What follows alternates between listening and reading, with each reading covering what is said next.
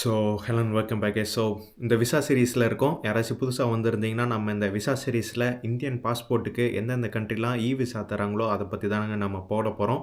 அந்த விசா எடுக்கிறதுக்கு ஒரு டுட்டோரியல் வீடியோ தான். அண்ட் தயவு செஞ்சு இது வந்து ஒர்க் பர்மிட்டுக்கு வச்சு இந்த விசாவுக்கு போகலாமா, இல்லை இந்த விசா வச்சு வேலைக்கு போகலாமா, தயவு செஞ்சு கீழே கேட்காதீங்க. இது ஒன்லி ஃபார் டூரிஸ்ட் பர்பஸ். இது நான் ஃபஸ்ட் எபிசோட்லேயே சொல்லியிருப்பேன். பட் இருந்தாலும் சில கமெண்ட்லாம் வந்துகிட்டே இருந்தது. ஸோ அதனால தாங்க. ஸோ இந்த வீடியோவில் நம்ம ஆஸ்திரேலியாவோட விசா எப்படி எடுக்கிறதுன்னு தான் பார்க்க போகிறோம். டூரிஸ்ட் விசா அவங்க விசிட்டர் விசா சப் கிளாஸ் 600 அப்படின்னு சொல்கிறாங்க. அதே மாதிரி கமெண்ட்ஸில் வந்தது இங்கே ஏன் பார்த்து பேசுகிறீங்க அப்படின்னு. இங்கே லேப்டாப் இருக்குது, நோட்ஸ் அங்கே வச்சுருக்கேன். ஸோ அதனால் இந்த வீடியோவில் நம்ம ஆஸ்திரேலியா பற்றி தான் பார்க்க போகிறோம். யாராச்சும் புதுசாக வந்திருந்தீங்கன்னா இதுக்கு முன்னாடி அல்பேனியா, அர்மேனியா, அசர்பைஜான் 3 கண்ட்ரியோட டூரிஸ்ட் விசா எப்படி எடுக்கிறதுன்னு நம்ம போட்டிருப்போம். இந்த 4வது வீடியோவில் ஆஸ்திரேலியாவோட டூரிஸ்ட் விசா தாங்க. இதே ஏ கேட்டகரியில் இன்னும் ஆன்டிகுவா அண்ட் பர்புடான்னு இன்னொரு கண்ட்ரி இருக்குங்க. அதுவும் நமக்கு விசா தராங்க. பட் அந்த கண்ட்ரிக்கு யாரும் நம்ம ஊர்லேருந்து அதிகமாக போக மாட்டேங்க அப்படின்னு நினைக்கிறேன். அப்படி அந்த வீடியோக்கும் வேணும், டுட்டோரியல் வேணும்னா சொல்லுங்கள், நான் கடைசியில் போடுறேன். ஸோ இந்த இதில் ஆஸ்திரேலியாவுக்கு போடுவோம். ஏ சீரீஸில் வர கடைசி இது தாங்க இருக்கும். அடுத்தது பியில் பஹாமாஸ் தராங்க. பஹாமாஸும் நான் போட மாட்டேன்னு நினைக்கிறேன். ஆனால் அது பஹாமாஸ் போடல, அதுக்கு பதிலாக பஹ்ரைன் நான் போடுறேங்க. நான் பஹாமாஸ்லாம் கொஞ்சம் டூரிஸ்ட் அங்கே ஃபஸ்ட்டு நான் இங்கே கொடுத்துருக்கிற லிங்க்குக்கு போய். ஸோ வாங்க வீடியோக்குள்ளே போவோம். ஸோ ஃபஸ்ட்டு நான் இங்கே கொடுத்துருக்கேன். இந்த immi.homeaffairs.gov.au இருக்கும். இது தாங்க. நான் கீழே அந்த டிஸ்கிரிப்ஷன் அண்ட் கமெண்ட்டில் நான் பின் பண்ணி வைக்கிறேன். அந்த லிங்க்கில் போய் அப்ளை பண்ணுங்கள். சொல்ல போனீங்கன்னா currently following caretaker conventions. So அது ஏதோ எலெக்ஷன் சம்மந்தமானது.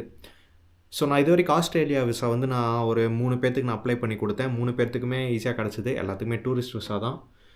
ஸோ இங்கே போனீங்கன்னா இந்த சப் கிளாஸ் 600 தான் விசிட்டர் விசாங்க நமக்கு டூரிஸ்ட் விசா. அண்ட் இந்தியன் பாஸ்போர்ட்டுக்கு கொடுக்குறாங்க. அண்ட் எஸ் வாங்க நம்ம போவோம்.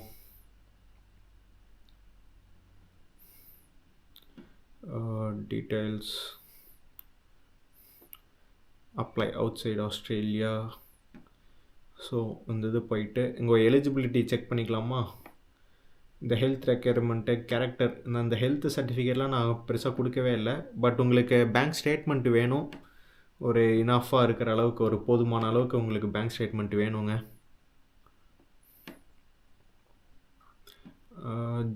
அதாவது பி ஜென்யூன் விசிட்டர் அவங்களே போட்டிருக்காங்க.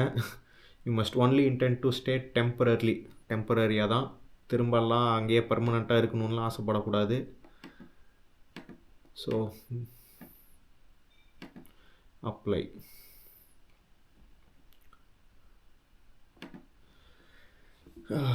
இதில் நீங்கள் ஒரு இம்மி அக்கௌண்ட்டுன்னு இருக்கும். அந்த இமிக்ரேஷனை தான் அவங்க ஷார்ட்டாக இம்மின்னு வச்சுருக்காங்க. ஸோ இந்த இதில் நமக்கு ஒன்று க்ரியேட் பண்ணிக்குவோம். இப்போ இது மாதிரி அப்புறம் சென்ட் வெரிஃபிகேஷன் கோடு.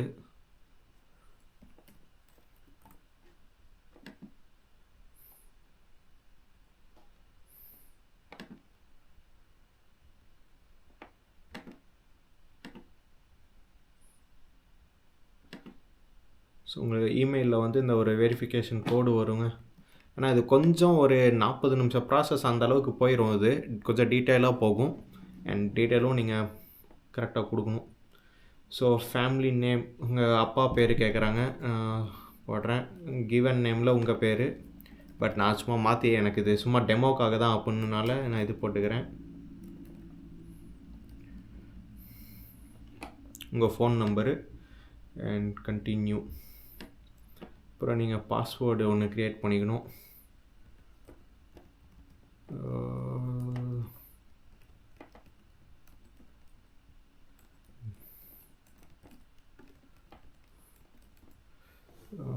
அப்புறம் உங்களுக்கு ஒரு கேள்வி, what is your favourite colour? Black. What is your location of work? சூரா. What is your first job? Hospital அப்படின்னு போட்டுக்கிறேன் சும்மா.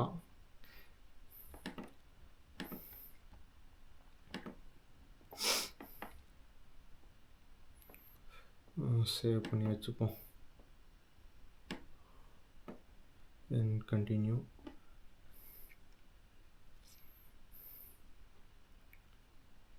ஸோ நீங்கள் அக்கௌண்ட்லாம் க்ரியேட் பண்ணதுக்கப்புறம் திரும்ப இப்படி தாங்க வரும். கிட்டத்தட்ட நீங்கள் 20 பேஜ் பக்கம் நீங்கள் ஃபில்அப் பண்ணணும். Next, is the applicant currently outside Australia? Yes. Australia விட்டு வெளியில் இருக்காங்களா அப்படின்னு தான் கேட்குறாங்க. அப்புறம் கரண்ட் லொக்கேஷன் வந்து எந்த கண்ட்ரி? இந்தியா. லீகல் ஸ்டேட்டஸில் வந்து சிட்டிசன் நம்ம. அப்புறம் இதில் வந்து டூரிஸ்ட்டு அதில் போட்டுக்கோங்க. இதிலே போட்டிருக்கு பிஸ்னஸ் விசிட்டர்லேயுமே வந்து business visits for meeting, conference or negotiations but not for work. இந்த விசா இப்போ நீங்கள் இதை பார்த்து அப்ளை பண்ணுறதில்ல, நீங்கள் போய் வேலை செய்ய முடியாது. ஏன்னா பல டைம் நான் சொன்னாலும் வந்து இது கேட்குறக்குனே ஒரு 1000 பேர் வந்துடுறாங்க. இந்த ஒரு கேள்வினால தான் நான் போன டைமே இதை ஆஃப் பண்ணி வச்சேன் அந்த விசா சீரீஸே. பட் திரும்ப திரும்ப வந்துக்கிட்டே இருக்குது. அப்புறம் significant dates on which the applicants need to be in Australia. அதாவது ஆஸ்திரேலியாவில் நீங்கள் எந்த டேட்டில் ஒரு பர்டிகுலராக இருக்கணும் அப்படின்னு நான் வந்து சும்மா ஏப்ரல் 24ன்னு போட்டுறேன். நான் இன்றைக்கி மார்ச் 28. இது குரூப் அப்ளிகேட்டா அப்படின்னு கேட்குறாங்க. நோ. ஃபாரின் கவர்மெண்ட்டு அதெல்லாம் எதுவும் இல்லை நம்ம. அப்புறம் இதில் ஃபேமிலி நேம் பாஸ்போர்ட்டில் என்ன இருக்கோ அதே மாதிரிங்க. கிவன் நேம் மேல் தான். Date of birth 17/11/1999. Passport number வந்து country of passport India, nationality India. அப்புறம் உங்கள் பாஸ்போர்ட் இஷ்யூ இதெல்லாம் உங்களுக்கே தெரியும்னு நினைக்கிறேன். டேட் ஆஃப் இஷ்யூ வந்து சும்மா 21/4/2020.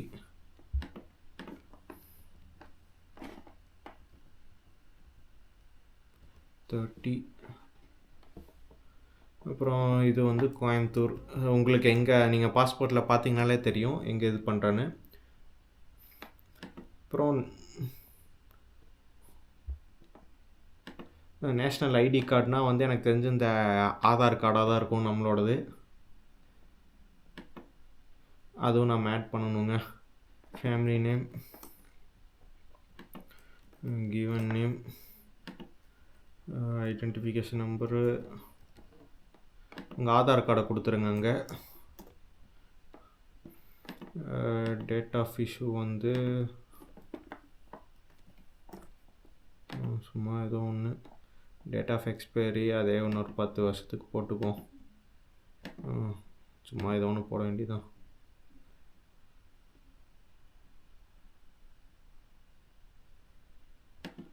இது ஏதோ நான் சும்மா ஏடா கூடமாக போட்டனால அது கேட்குது. பட் உங்கள் கரெக்டான ஆதார் கார்டு போட்டுக்கோங்க. நம்ம பசிபிக் நோ இல்லை. டவுன் சிட்டி வந்து ஈரோடு. ஸ்டேட் வந்து தமிழ்நாடு. அப்புறம் கண்ட்ரி வந்து இந்தியா.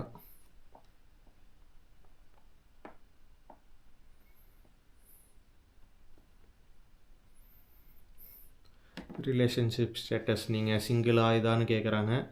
அதில் வந்து நம்ம நெவர் மேரிடு. சிங்கிளாக இருந்தால் நெவர் மேரிடு. வேறு எதாவது பேர் இருக்கான்னு கேட்குறாங்க. அப்புறம் சிட்டிசன்ஷிப் இந்தியா சிட்டிசனான்னு கேட்குறாங்க. அண்ட் இதில் வந்து நோ. இதுக்கு முன்னாடி ஆஸ்திரேலியா போயிருக்கீங்களா அப்படின்னு கேட்குறாங்க. நோ. இதுக்கு முன்னாடி ஆஸ்திரேலியா விசா அப்ளை பண்ணியிருக்கீங்களான்னு கேட்குறாங்க. அப்ளை பண்ணியிருந்தீங்கன்னா எஸ், இல்லைனா நோ. இந்த விசா கிராண்ட் நம்பர் இருக்கான்னு கேட்குறாங்க. அது நமக்கு இருக்காது. வேறு எதாவது பாஸ்போர்ட் இருக்கான்னு கேட்குறாங்க. நமக்கு இருக்காது. எதுவும் இல்லை, இதுவும் இல்லை. சும்மா நான் போன டைம் விசா அப்ளை பண்ணும்போதே கம்முன்னு வீடியோ எடுத்துருக்கலாம். எஸ்.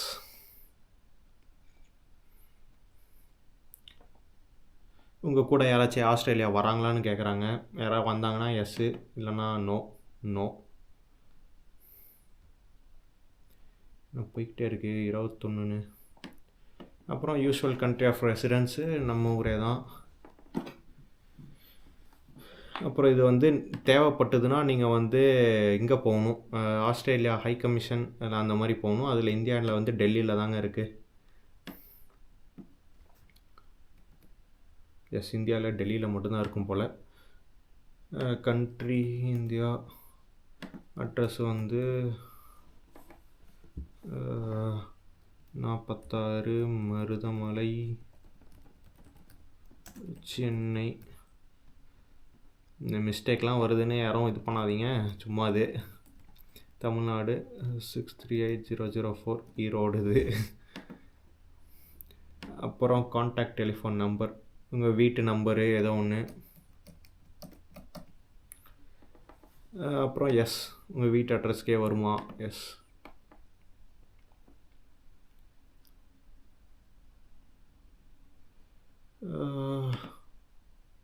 சரி, இது நோனே கொடுத்துக்கலாம். அதாவது இதில் என்ன கேட்குறாங்கன்னா, உங்கள் லெட்டரை வந்து வேறு யாராச்சும் அமுச்சு விட்ற முடியுமா அப்படின்னு. Send authorised person all written correspondence that would otherwise be sent directly to the applicant. உங்களுக்கு பதிலாக வேறு யாராச்சும் அமுச்சு விடலாமா அப்படின்னு கேட்குறாங்க. அது யாராச்சும் வேணும்னா அப்படின்னா நீங்கள் அதே மாதிரி தான் அட்ரஸ் எல்லாமே போடணும். அதில் அனதர் பர்சனில் உங்கள் அம்மா, இப்போ நீங்கள் வீட்டில் இருக்க மாட்டீங்க, உங்கள் வீட்டில் யாராச்சும் வாங்கணும் அப்படின்னா இந்த இதெல்லாம் நீங்கள் டீட்டெயில் ஃபில் பண்ணி வச்சுக்கலாம். அதில் வேணாம் அப்படின்னு நான் போட்டேன். எஸ்.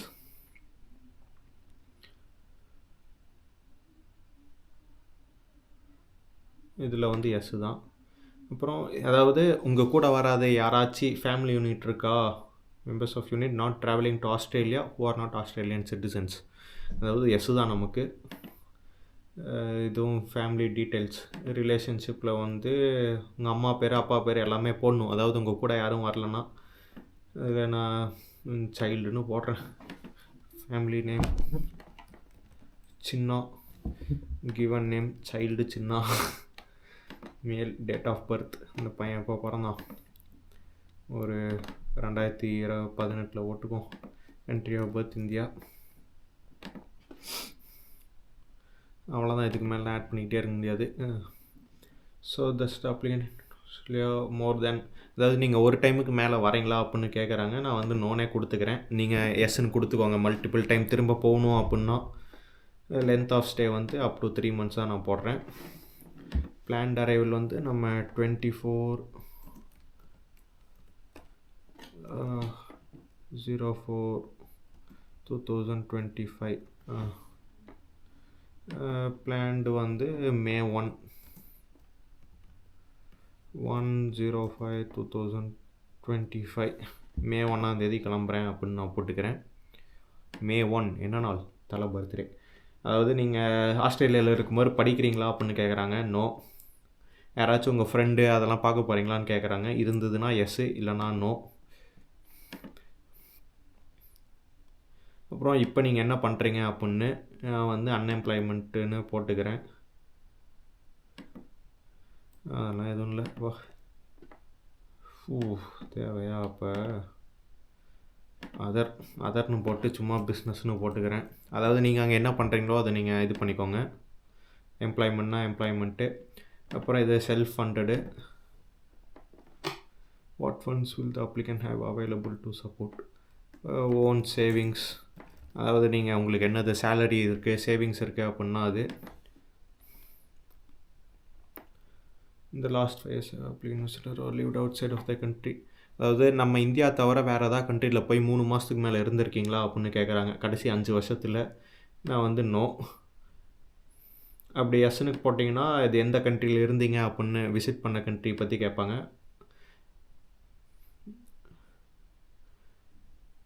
இங்கே இருக்க ஹாஸ்பிட்டல் இல்லை ஹெல்த் கேர் போகிறீங்களான்னு கேட்குறாங்க. No. Worker study or train to be, அங்கே ஹெல்த் கேர் ஒர்க்கராக ஒர்க் பண்ணுறக்கு ஸ்டடி பண்ணுறதுக்கு நோ. அதுவும் எல்லாமே நோ.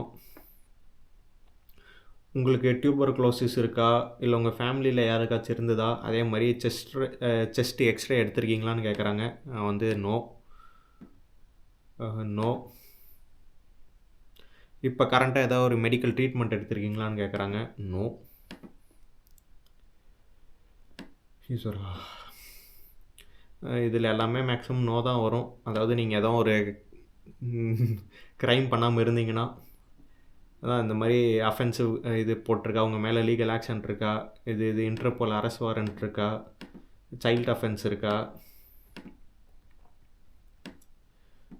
எல்லாமே நோ. அப்படியே இருந்தாலும் இங்கே யாரா எஸ் கொடுப்பா, எல்லா இதுவும் கேட்டுடுறாங்க. அதாவது இங்கே கடைசி ரெண்டெல்லாம் பார்த்தீங்கன்னா ஏதோ ஓவர் ஸ்டே பண்ணியிருக்கீங்களா, ஆஸ்திரேலியா தவிர வேறு ஏதாவது கண்ட்ரி போய் ஓவர் ஸ்டே பண்ணியிருக்கீங்களான்னு கேட்குறாங்க. இருந்ததுன்னா போட்டுக்கோங்க.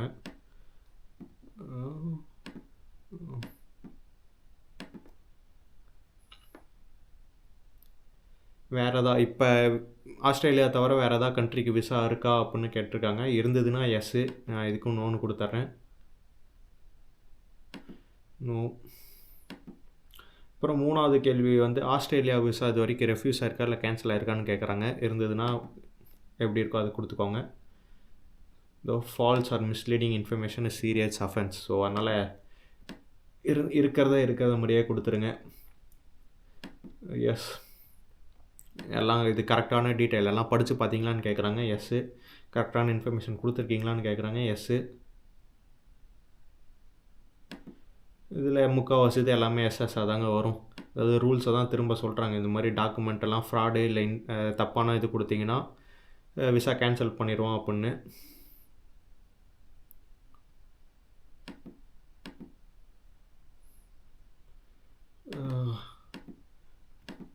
ஆக மொத்தத்தில் இவங்களோட இது எல்லாத்தையுமே ஒத்துக்கிறீங்களா அப்படின்னு தான் கேட்குறாங்க. எல்லாத்துக்கும் எஸ் எஸ்ன்னு கொடுத்துருங்க. கடைசியாக போட்டிருக்காங்க, visitor visa does not permit them to work in Australia. So உங்கள் ஏஜென்ட்டு சொல்கிறாங்க, இவங்க சொல்கிறாங்க அப்படின்னா நீங்கள் தான் கடைசியில் பின்விளைவுகளை சந்திக்க வேண்டியது இருக்கும். நான் எத்தனை டைம் சொன்னாலும் வந்து எங்கள் ஏஜென்ட் இப்படி சொல்கிறாரே ப்ரோ, அவர் 2 லட்சம் இதுதான் போதும் அப்படிங்கிறாரே, அது இதும்பாங்க. அது நாம் அந்த சைடே போகிறதில்ல. அதாவது இந்த ப்ரியாரிட்டி கன்சிடரேஷன் வேணுமா அப்படின்னு கேட்குறாங்க. உங்களோடது சீக்கிரமாக அப்ரூவ் பண்ணுறதுக்கு எஸ்ன்னு கொடுத்தீங்கன்னா அது தனி காசு வரும், இல்லை நோனே கொடுத்துக்கோங்க உங்களுக்கு நார்மலாக இது பண்ணாலே. ஸோ இது எல்லாமே நீங்கள் பார்த்துக்கணும். கடைசியாக செக் பண்ணிட்டு நெக்ஸ்ட்டு இப்போ தாங்க உங்களோட எல்லா டாக்குமெண்ட்டும் தேவைப்படும். அதாவது இங்கே ட்ராவல் டாக்குமெண்ட்டில் வந்து பாஸ்போர்ட்டு, இந்த இதில் வந்து அந்த ஆதார் கார்டு, அப்புறம் நம்ம முன்னாடி எங்கேயாச்சும் ட்ராவல் பண்ணியிருக்கீங்க இல்லை உங்கள்கிட்ட ஏதோ பழைய விசா இருக்கான்னு கேட்டோம் பார்த்தீங்களா, அந்த இதில் இந்த இதை அப்ளை பண்ணணும். இங்கே போட்டு இந்த இதில் கேட்பாங்க entry exit stamp of current page இல்லை எக்ஸ்பயர்டு இந்த அந்த விசா இதெல்லாம் என்னென்னு கொடுத்துட்டு நீங்கள் ஒவ்வொன்றா அப்ளை பண்ணணும், அது அப்லோட் பண்ணணும். அப்புறம் ஃபேமிலி ரெஜிஸ்ட்ரேஷன் ஃபார்ம், இதில் வந்து நான் இது பண்ணினேன் பட் எப்படி பண்ணுன்னு மறந்து போச்சு. ஸோ இதுலேயே வந்து எவிடன்ஸ் உங்கள் ஐட்டினரி பிளான்டு இது. ஸோ ஃபஸ்ட்டு வந்து வரமாங்க திரும்ப.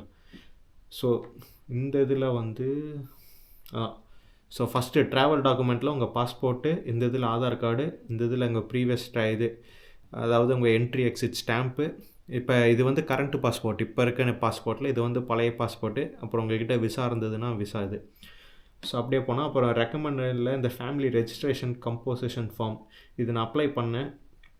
அப்புறம் இதில் எவிடன்ஸ் ஆஃப் பிளான்ட் இதில் வந்து பார்த்திங்கன்னா உங்கள் ஐட்டினரி பிளான்ட் ஆக்டிவிட்டீஸு, உங்கள் ஐட்டினரி அப்புறம் அந்த பிளான்ட் ஆக்டிவிட்டீஸ். ஓகே. அப்புறம் ஃபினான்ஷியல் இதில் வந்து உங்கள் இது பேங்க் ஸ்டேட்மெண்ட்டு கேட்பாங்க. பேங்க் ஸ்டேட்மெண்ட்டு இல்லை இங்கே இருக்கிறதுல ஏதோ ஒன்று நீங்கள் கொடுத்துக்கலாம். கொடுத்துட்டு எஸ், அதுக்கப்புறம் நெக்ஸ்ட்டு கொடுத்தீங்கன்னா நீங்கள் வந்து இது பண்ணுற மாதிரி வரும், நீங்கள் பே பண்ணுற மாதிரி தான் வரும். I am at office, I upload later.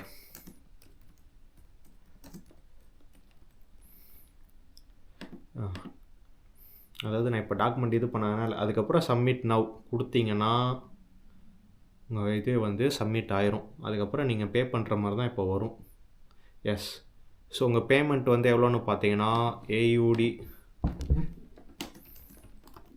$195 கிட்டத்தட்ட $10,489 உங்கள் ஆஸ்திரேலியா விசாக்கு நீங்கள் பே பண்ணணும். இதில் டெபிட் கார்டில் பே பண்ணலாம், பேபால், யூனியன் பே ஏதோ ஒன்று. டெபிட் கார்டு கொடுத்து நீங்கள் பே பண்ணிட்டு இது பண்ணிக்கோங்க. அதாவது நாம் வந்து இந்த இதில் வந்து அந்த டாக்குமெண்ட்ஸ் எல்லாமே சப்மிட் பண்ணலை, பட் நீங்கள் இது பண்ணும்போது சப்மிட் பண்ணி கரெக்டான டாக்குமெண்ட்ஸ் நான் முன்னாடியே சொன்ன மாதிரி தான். ஃப்ளைட் டிக்கெட் வாங்கிட்டீங்க அப்படின்னா அதுவும் நீங்கள் இது பண்ணலாம். மேக்ஸிமம் வந்து நீங்கள் விசா கிடச்சதுக்கப்புறமே ஃப்ளைட் டிக்கெட் வாங்கலாம். ஸோ இதுதாங்க மொத்த இதுவும்.